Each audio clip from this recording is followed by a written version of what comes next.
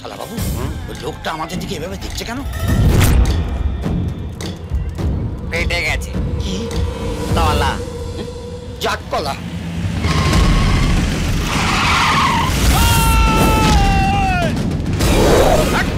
আমার ভাই এসে গেছে, এবার শালা তোরা কেউ বাঁচবি না।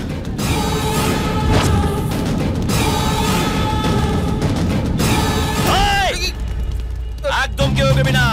আমার হাত যদি স্লিপ করে যায় তোদের এই ফিরোজ ভাই খরচার খাতায়। চল চল, পিছে চল চল। জিতু, এটা কি হলো?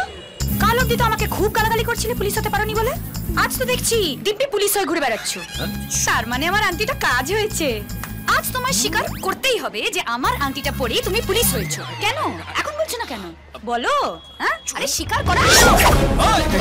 भाई को छोड़ दे, वरना तेरा चिकनी को काट डालेगा।